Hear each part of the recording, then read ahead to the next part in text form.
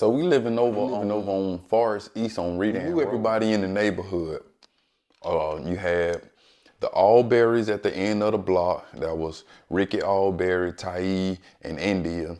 And then you had up the block, you had Dominique and Benson. Those were our friends that we hung with.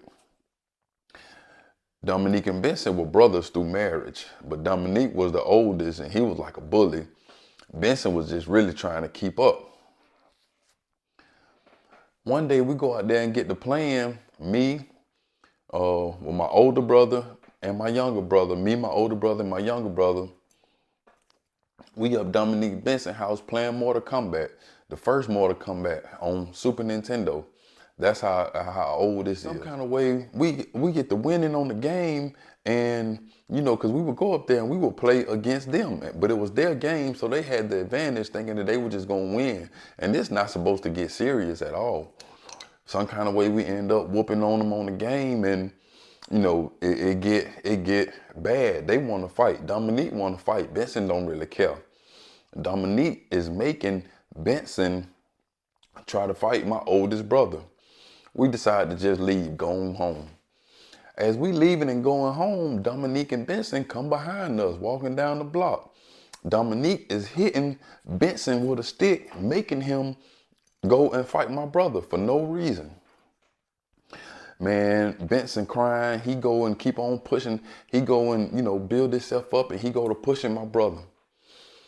My brother never acknowledged him. We walking home. I'm talking about every few yards, he pushing my brother in the back, pushing him in the back, right? My brother might stop every now and then, turn around and look at him, keep on walking. But Dominique still behind Benson, hitting him with a stick, like, bop, hit him, bop, push him. When we get to our street that we live on, because we got to go all the way down to the end of the block, then turn right. When we get to where we live at, my brother had enough. The last time Benson pushed him, and we just happened to be right in front of the Allberry's house. And we were so young that me and my younger brother were in elementary, and my oldest brother, Dominique and Benson, all had to be in at least middle school. Dominique and Tai were probably going to high school, getting ready for high school or in high school. The last time Benson pushed my brother, he just stopped. You know what I mean? He just stopped walking. And you could tell he was fed up. He had enough. He turned around. He was like, bro, don't push me no more. Turned back around, got to walking again. Dominique hit him with the stick. Bow! Benson come up and he pushed my brother again. My brother turned around and fouled him. Boom! Went straight off in his, went off in their jaw. They get to fighting right there in front of the Allberry's house. The whole fight, my brother got Benson, got him messed up. He getting them straight beaters, haymakers, mess around and got him on the ground, got him pinned down on the ground in the headlock. I'm talking about choking them, squeezing them, and feeding them at the same time. Pop, pop, pop, pop. Dominique is coming up with the stick and getting ready to try to hit my brother to get him off Benson. And again, we see this happening, but me and my younger brother so small, and then Dominique in high school. So ain't nothing we can do. We can't run up and like be trying to fight Dominique. And I remember we heard the Allberries door slam. And when we all looked to see what the noise was when the door slammed, it was Ricky's older brother, Tai. And like I said, Tai was in high school. He was on the football team. He was like, I remember Tai was retarded. He had like retarded strength. And like he had all his senses, but he was that dude, right? So I had another little incident with Tai. I don't want to tell about that. But when we looked over on the porch, Tai had come out on the porch with no shirt on, and he was just standing there like this. And he looked like a giant, you know what I mean? I think his dad had told him to come out here and make sure my brother didn't get jumped on, because they parents and my parents were cool. Matter of fact, we had my younger brother had ran our car through their garage, and we had so we were like real tight. So Ty came out there, he's standing on the porch, and as soon as Dominique seen Ty standing there like that, he just stopped in his track. My brother just kept on feeding him, continued to whoop on him about 3-4 more minutes. Made him tap out, say he had enough. Benson got up crying, and Dominique like drug him home, you know what I mean? You could tell he was beating him and bullying him all the way up there, all the way up to the house, right? So that was the first time I had experience like picking on somebody when they choosing not to fight with you, and you just keep on and you just keep on and you keep on and you keep on until they fed up and have had enough. So that was my first time going through that. Now, I'm gonna tell y'all about Tony and Berett.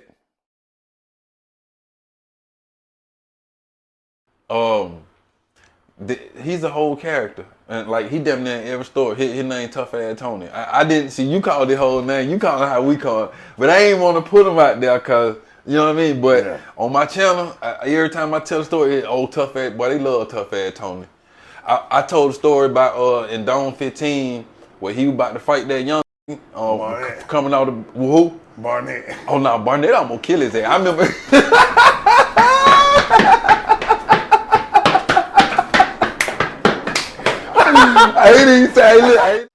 I'm gonna tell y'all about Tony and Berett. Keep in mind this tough ass Tony and a dude named Jonathan Berett. I've described tough ass Tony to all y'all. To be honest, tough ass Tony is one of the hardest fighters that I've seen. By hands down, he's had the most fights, and I've seen him have the most wins. Now he done had some tough matches, and he done had some losses. But I'm telling you, if you can't fight, or if you just an average fighter, Tony not the one to be fighting. You know what I mean? And this back in the day, Tony was not the one to be fighting. He will embarrass you, man. The man had coordination. He had wind. He had reach. He had everything. I done seen him. I ain't even put all of the fights on here yet. But so anytime I had got to the point where anytime that I knew Tony was fighting, I just knew, I knew he was gonna win. You know what I mean? I knew it was gonna be a good fight, but I knew Tony was gonna win. I didn't see him do it too many times. So now I'm gonna describe Berett to y'all. Berett was, I'm gonna tell you who Berett put me in the mind of. When you think of Berett, when I think of Berett, I think of Westbrook. As far as the athleticism, like when Berett is moving and in motion, like if he playing ball and he jump, man, you can see just muscles in his legs and his calves and everything. And man, I swear, it looked like everything he do was effortless. So he could do dunks, windmills, and it looked like he don't even try hard. He is a natural freak of nature. When it comes to sports, running, he walk on his tiptoes. You know what I mean? He coordinated. He's a freak of nature, man. He, like I said, I think of Russell Westbrook. I think he could jump over people and all that. And I'm not just talking about trying to do it. He could do this kind of stuff in games, during games. He was natural with it, right? So this is Berett. Now, the problem with Berett is Berett wasn't a warrior. Berett wasn't, he wasn't a warrior. Some people just not, I think they was raised in a good part of Gainesville or something, good part of Georgia, and They had good lives, like me, just end up making mistakes. So he was like a good kid. His mind wasn't, you know, turned out like ours was, like most of the guys was in, you know, in prison. So Berett was kind of naive. He was kind of like a good kid. I mean, but you know, again, we men in prison. So for some reason, Tony and Berett done got into it like on the yard because a lot of people didn't like Tony. Truth be told, um, it's like a you know how people be like it's a preferred taste. Tony like that. Tony like a preferred friend. A lot of, you know, he can be unlikable, but if you do like him, you know what I mean. It's hard to explain. He my dog. I want to come out there, go out there one day, want to snort some pie and walk out there and wind the hotel without me with him. Yeah. So I just heard niggas scream. You know, nigga wasn't even talking shit. Niggas just back there screaming. Ah! I said, that sound like Tony. I walked to the back. I mean, got Tony back there fucked up in the kill. Tony, goddamn man. Back there fucking with them nigga hoes, man. These niggas kill your ass, I am. That nigga back there screaming. My wife was dying. She said, man, that was you out here screaming. Nigga. Damn right, sir. Shit, I know my brother know my boy. That's what that nigga Tony said. That nigga said, damn right, sir. I know my brother know my boy. That nigga when he killed Tony back there, man. Tony crazy, man. That's my nigga, though. Hey, listen, I be telling folk, bro, that's my nigga, bro. A lot of people down there didn't like Tony, so you know it's liable to have an argument about anything, and Tony will go in there with anybody. So Tony and Berett get to arguing, and you know Tony being Tony, and I think he chumping Berett off, and Berett is taking it now. I know they gonna deny this, but it was Lemonhead that I think that pissed Lemonhead off because Berett and Lemonhead were on the same basketball team. So, you know, you'd have to know not only do they live together, but they play ball and they win together. So really, Lemonhead is damn near grooming Berett. You know what I mean? But he's soft. So when Tony get to chomping Berett off, it kind of, I know it pissed Lemonhead off, and you know Lemonhead like, man, don't let that talk to you like that. Say something else back. Say something back. You know what I mean? And you know Berett let it be known, like, bro, you know that ain't my style, man. Or you know, he ain't gonna. It was something about Berett thinking he was gonna get jumped on, because all of us were from the same place. Me, Lemonhead, Tony, some more of us, and he's just thinking, you know, I don't wanna, you know, he again a good kid. He not war ready. Lemonhead assured him like, no, man, ain't nothing gonna happen to you if you wanna tell Tony shut the fuck up, tell him to shut the fuck up. Ain't nothing gonna, boy, these boys ain't gonna do nothing to you, man. So Berett decided, yeah, I fight Tony. Ain't that like, you know what I mean? They get into it. Like, yeah, I go into, I fight. In a way, Lemonhead kind of made Berett fight Tony. Man, them boy went in the bathroom, and again, I only saw the aftermath because I wasn't up there right then. Man, Berett almost killed Tony, and this is not easy to do. Even in the fights that I've seen Tony lose, you couldn't tell he had lost a fight. Wasn't gonna be no bruises, no. Sometimes you could hit a person in the eye, they had a bloodshot eye. You ain't gonna have none of that. Ain't nothing gonna be swole. And, you know what I mean? And Tony had little bitty tight lips. So if you bust them, they gonna swell up. I ain't never seen Tony swole up, bust up, except when he went in there with Berett. Boy, listen. Man, listen, and again, like I'm telling you, it wasn't even. I don't even think Berett tried hard. It wasn't no hard job, man. He's just a natural freak of nature, and Tony kept fucking with him and messed around and got his issue, man. Got exactly what he wanted. You know what I mean? Shout out to Berett. Shout out to Tony.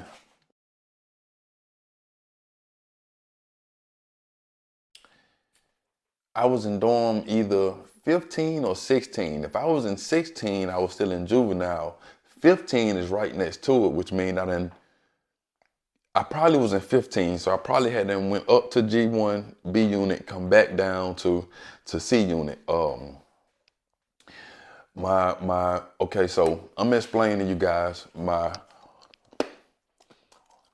we call them bus partners. Your bus partner is the person you got busted with. Excuse me, y'all. Your bus partner is the person that you got busted with. That was my understanding, right?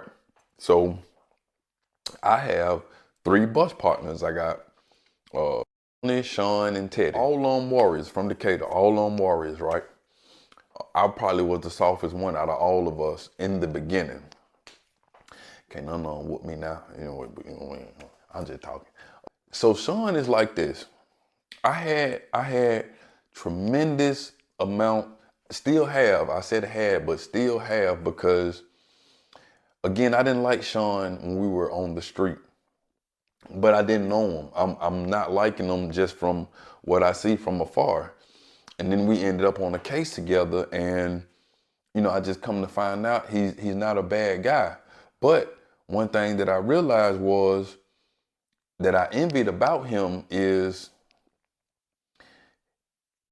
remember I was telling you guys, sometimes, if you're not trained up to be a certain kind of way, like if you take just a normal person, a normal kid, and put him in a penal system, you know what I mean? He might fall victim, but it takes a special kind of person to just to have it in them from the beginning, from birth, to just be like, I'm not gonna be treated this way. I'm not going for this. I'm not going for that. You know what I mean? I'm the kind of person that I can mimic. So if I see it, and if I say, okay, that's how I'm supposed to do, okay, I can do that. I can do that well. Sean, I come to find out, Sean is one of the people that it's already in him. It's always been in him. And, we've been friends over 30 years. And like I said, well, going on 30 years. And he's never known that was one of the things that I admired about him. Even he say, because he's watched some of the videos, but, I know that he don't agree with, because what happens is, well, let me finish my statement. He just say when putting it out there, put something out positive. And to be honest, most of my channel is negative, and I mean negative in the aspect of when I'm telling stories and what has happened. I'm trying to be positive to say don't go down this road, but again, I'm telling negative stories about things that we went through. And like I said, what happens is, for some of us, a lot of us, it wasn't a good experience for nobody. But for some people, the experience was worse than others. So when you've made it out of those gates, like it's the best thing in the world to just be able to put it behind you, not ever have to talk about it. It don't come up. Your family don't know about it. You can forget about it. I know I had to do it myself. You know what I mean? I ain't never been nobody's victim, but I carried a little shame. So to come and have to bring it back up, or to relive it, I know how that can turn some people off. So Sean is one of those kind of people. He like, man, if we're gonna do it, let's just be positive. But again, I say this just, I just tell the story the way that I see it, the way that I saw it. You know what I mean? I don't mean no disrespect. But excuse me. So Sean was, like I said, is one of those kind of people. He's just, and I know his mom and his father, so I be looking at it like, you know what I mean? One of them is, he got his heart from somewhere, but bro got heart, you know what I mean? I remember at one time we was in the county jail, man. We had a guy in there, Dion. I ain't told a story about him yet. But Dion came in there with an agenda, and he was trying to hurt us because of some stuff that we had done previously. And Sean had come down there and was like, I know that he was the person that made Dion nervous or made Dion calm down, because Dion was operating off of fear, and Sean was probably the only one afraid of Dion. Dion was crazy, but Sean just didn't care. You know what I mean? We sat in the room one day and I saw Sean tell Dion he a loser to his face. And Dion was so surprised. I was surprised, but Dion was really shocked and surprised. And Sean didn't care. We were locked in the room, me, Dion, and Sean. And Sean so couldn't, like, whatever was gonna happen, it was gonna have to happen, and then the officer was gonna come get it later. It wasn't gonna be no breaking up or nothing like that. But like, that's how Sean is, right? Yeah, I mean, I love that guy. So I'm in 15. Sean is in 17. It's always been my goal to get to dorm 17. First of all, it was like I want to say it was easy living, and I got there. I made it to 17. That's where me and Lemonhead got into it at. But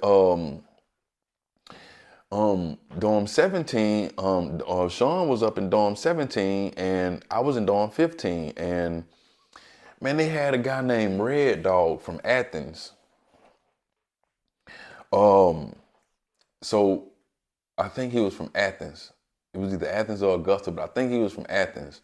Red Dog was big, naturally big. He didn't have any shape. He had like the dad bod, the big stomach with the small breasts and the flabby arms, but he was naturally strong. He had power and he could fight. Put you in the mind of like Butterball, what a Butterbean, Butterball, the white boy, the bad body,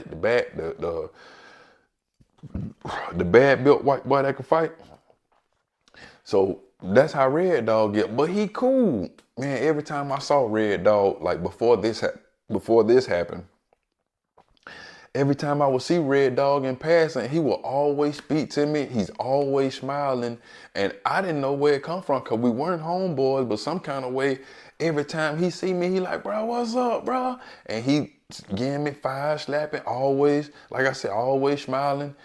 I had done certified, checked them off in my head as a cool dude. So one day, somebody come and tell me that my bus partner got to fighting with Red Dog. I can't remember exactly who told me what happened, but I'm telling you, I had that kind of, you know what I mean? I ain't gonna say I was important and then, but I know that I was one of the first persons to know. So again, I'm in 15. They said this happened in 17, and they told me the story, and I know it to be true because, again, this sounds exactly like Sean. Might have even, I don't know, it wasn't Lemonhead told me the story, but somebody told me, say, Red Dog and Sean got into it about something small, something minor, maybe a super two. I don't know what it is, but it was something small. And Red Dog was getting rowdy, you know what I mean? And it got to the point where, Sean, he let him have it. He like, bro, you got it. It's all good. Whatever they were arguing about, once Red Dog wanted to fight, Sean was like, bro, it's all good. It's over with. So, but Red Dog didn't want to let it go there. He was like, he started calling Sean names and started antagonizing, what you calling it. Sean then went somewhere and sat down. They said Sean went and sat down, and because we had cuts, you know what I mean? So like you could be sitting in the cut with somebody. So they said Sean was sitting in the cut, somebody else in the cut, while Red Dog still like talking mess to him, antagonize him. Sean looking at the person he over there sitting with, just shaking his head like, man, you see this? He'll look back at Red Dog, take all the insults. Said Sean wasn't even interested in it. It might have been Lemonhead told me this, but he said Red Dog, because Sean is a mama's boy, and I don't say that in a bad way. You know what I mean? I wish I was. I don't say that in a wrong way. As a matter of fact, Sean's mom used to send me money and pray with me, and that meant like a lot to me when I was in prison, because I just didn't have that. It's important. That was real. That was love. You know what I mean? You don't realize it, but it was. Sean could go and get on the phone and talk to his mom, and then she would pray for him at the end. Let him know she gonna send him some money, and you know what I mean. Like, just that's a reassurance. And then after she got done with that, she would ask to speak to me. He would call me. He would like, "Hey, John, come here." And I would come over there and he'd just give me the phone. And she would ask me for my name, just out of nowhere. She sent me a Bible. She asked me for my name. She sent me packages, because we used to get packages. They would let us get like Christmas packages with special stuff in there. So she would do that for me, just out of just being a nice person. She would send me money. She would, I never asked her for anything, but she would just ask me and do it, right? Um, Miss Vera. So Sean and his mom, like I know, like I was a little envious of that relationship because mine wasn't that tight. So, Sean's mom coming to see him down in Alto. So everybody know he go to visitation. And, of course, Red Dog know that. And Red Dog started throwing the insults at Sean mom. Like, man, if I go to visitation, if I see that BITCH up there, I'm going to do this to her, I'm going to do that to her, I'm going to do this and I'm going to do that. And, a person can only take so much. I mean, you can literally push somebody to the edge. And I can't remember who was telling me the story, man, but they said Sean started crying. He was still sitting in the thing. He was still sitting in the cut. Looked at his partner. So he looked at Red Dog. He had tears coming out his eyes, rolling down his cheek. Sean said, "Let's roll." He said he ain't get mad. He wasn't. He ain't. Cause me, I explode. That is part of my tactic. Sean not like that, cause Sean can fight. I mean, Sean whooped Tony. Sean and Tony got to fight. Yeah, but that show you what's going on in the county jail. I forgot about that. Sean and Tony got to fight, and Sean actually Sean got the best of him. He didn't beat him up, but Sean got the best of him, and no one had got the best of Tony up until that point. So I know Sean can fight. Sean had tears rolling down his eyes, looked at Red Dog and said, "Let's roll." Took off his shirt. They went in there on the red floor, and Sean went doing his motherfucking thing, man. I'm talking about Sean can fight, and he's not a big guy. He wasn't then. And big Red Dog was big, naturally big. So Sean went to eating at that face like he do, because he's swift. He's really, really swift, naturally. And he got endurance. Like he over in London somewhere now playing football. But Sean went to eating at that face. And they said Red Dog couldn't handle him. So the way the dorms are set up, like I said, I told you about the windows before, but the windows is like one window with 4 panes in it. Sometimes the panes be broke out. Hey, sit down. Sometimes the panes be broke out, right? So they say, man, when Red Dog couldn't keep up with Sean punches, he just grabbed Sean and just like ran backwards with him in some kind of way. Either had his like his head or something, but rammed his head into the window, and the window broke and cut Sean's head. Said Sean still didn't slow down. He whooping, I'm talking about beating Red down, boom, boom, boom. But blood is coming out the back of Sean's head, and because we wear white, and it's drenching and it's soaking his shirt. So as they fighting, Sean is losing blood and he's slowing down because he losing blood. You know what I mean? And he can't stay right. And it got to a point that you know, Red was able to catch up with him, and he started, you know what I mean, he started getting with Sean. And man, we got a guy named Perry. This another one of my heroes, man. And Perry one of the good guys, man. He need to send Perry on home, but he jammed up right now on some BS. But Perry from Decatur. They said when Perry saw what was going on and Red Dog start, you know, trying to get the best of him, and Sean was bleeding, they said Perry just jumped in because Perry is more of Red Dog's size, you know what I mean? Said Perry jumped in and just told Red Dog, nigga, fight me, nigga, I'm Big Decatur. I'm Big Decatur.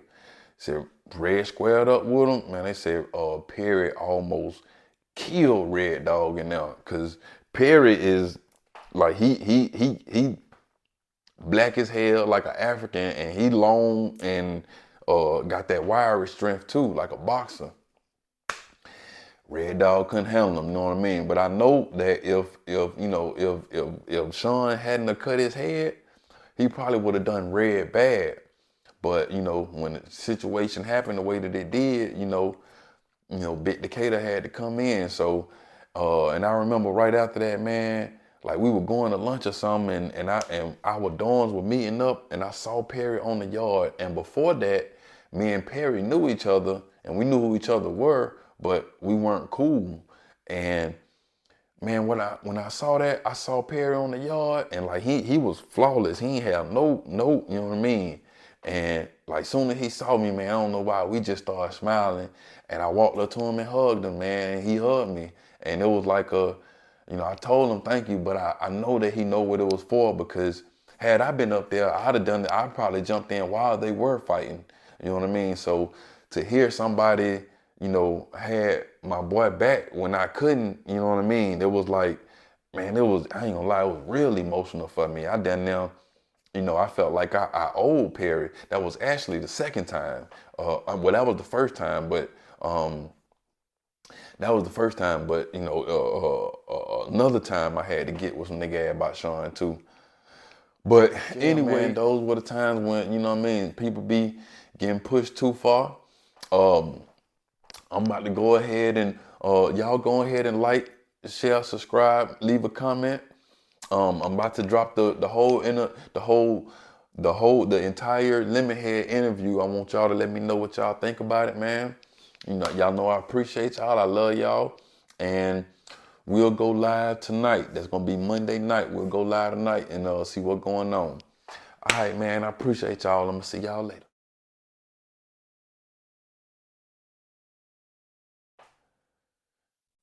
Hit y'all with this little bonus too, man. Another thing that I remember while I was down, you know, doing my time, man. This one thing that stuck in my mind. Again, you know, it's always the big names. Another legend we had was Slim Jones. You know, I know everybody who subscribed to me, all my friends know who Slim Jones is, right? Ain't but one, you know what I mean? Slim from Chicago, and you know, he been down here for, you know, however. And they say it's two of them. You know, legend has it that it's twins.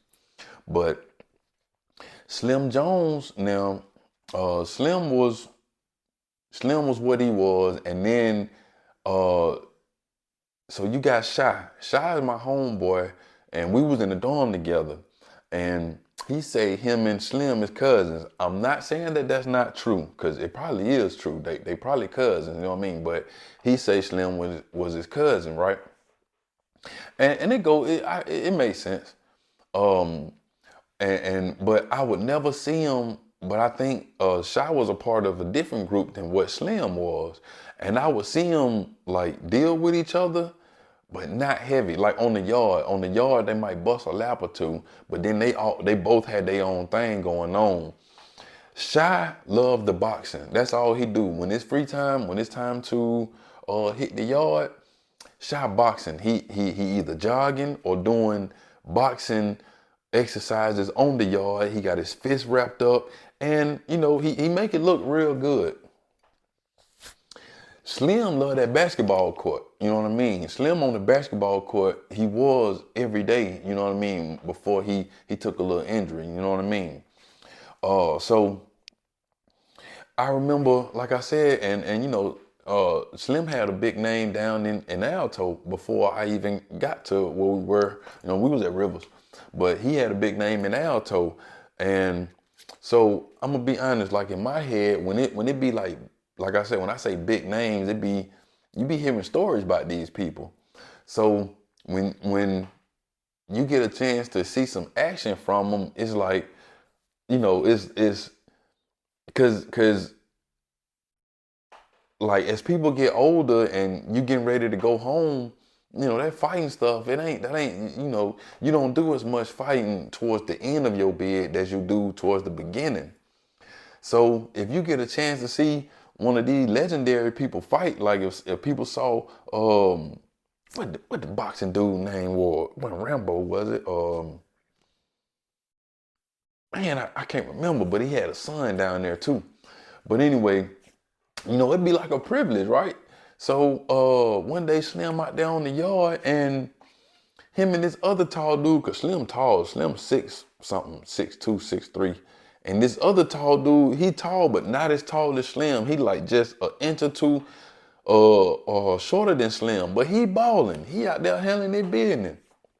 Slim on the other team, they going back and forth, and for some reason, you know, they having their words, you know what I mean? And you know, it get hot, it get heated. So I think the nigga end up calling Slim some kind of name, and you know what I mean? They said they finna go and do it, and Slim squared with him right there on the basketball court.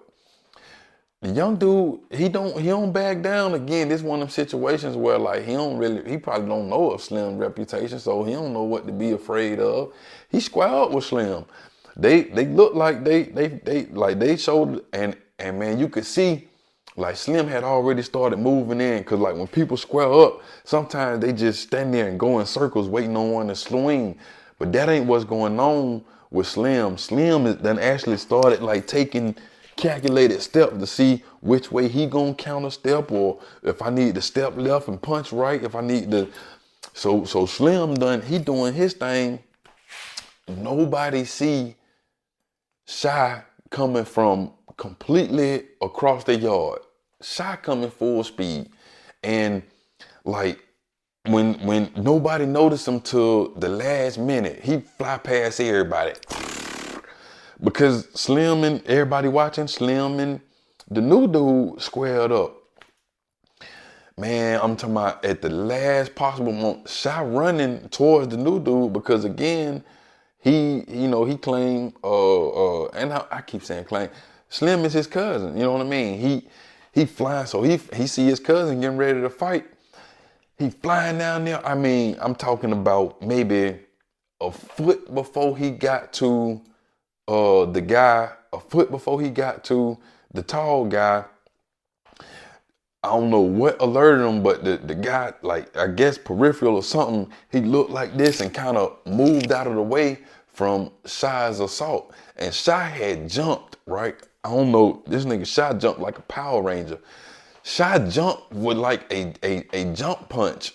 Like he been watching too much TV. So Shy running full speed, and when he get to him, he jumped and got doggone hit him like that, right? Nigga seen him coming and he tried to get out the way, but when getting out the way, he ended up falling to the ground. Shy missed the whole punch completely. He like, now he just in the air off balance. Shy hit the ground and do like a Ninja Turtle roll, but the dude on the ground, he kind of confused. He don't jump up like off the rip, cause he looking confused, cause he squared up with Slim, but he finna get hit. So he on the ground looking around like, oh shit, what, you know, he don't know who else coming from him. And Slim stopped everything. Slim like, nah, hold up. Cause then nobody, cause I ain't gonna lie, this is what I seen, but it may have been, once Shy did that, it may have been one or two other people that probably stepped up, because, you know, Slim one of them guys that, you know, people ain't really trying to see him. Slim don't need no help. Let's get that. Slim can fight. He don't need no help, you know what I mean? But, you know, for some reason, the guys that don't need no help get all the help or whatever. But he probably got real homeboys, you know what I mean? And they probably did step up to see if he needs some assistance. Because it was some, you know, it was some more of his group down there. And Slim like, no, oh, hell no. He stopped everything. Shower getting up, getting ready to come back over there. He stepped in front of the shower. He like, no. Dude still on the ground, on his back. He walked over to the dude, held out his hand and picked him off the ground, you know what I mean? And then he was like, man, y'all back up, y'all watch out. He like, come on, nigga, let go, let's do it. And they reset, and the dude, and it kind of like shocked the dude, but Slim was trying to go ahead and get it in. He like, I want to knock you down. I don't want to, you know what I mean? I don't want it like that. And the dude was like, nah, I know that he declined to fight, but when they first like got into it and were getting ready to go, he was circling. He was about to fight. So I can't say he was scared, but you know, from what happened and just almost getting jumped on, you know, it might have made him a little shook, and now to the point where he don't trust it. You know what I mean? So, cause we didn't get to see Slim fight out there. You know what I mean? But that always stuck with me, man. You know what I mean? Cause Slim could have easily, when Shy jumped and the dude fell from his tuck and roll, Slim could have went over there and you know, finished it. It's a fight. You know what I mean? You know, it's a fight. But he ain't do that, man. Slim didn't even want it like that. I'm talking about we out there on the yard in front of everybody. Slim went and got that man hand and picked him up and squared up with him. And I think they, you know what I mean, by then, with all this going on, it probably alerted the police. So they just decided to go in the building and get it on because Slim wanted that one, whatever they had done. I think they had then called each other some names.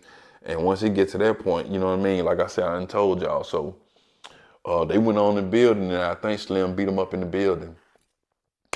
But I just wanted to give y'all that bonus, man. I appreciate y'all for checking it out. Hit the like button and subscribe. I'm gone.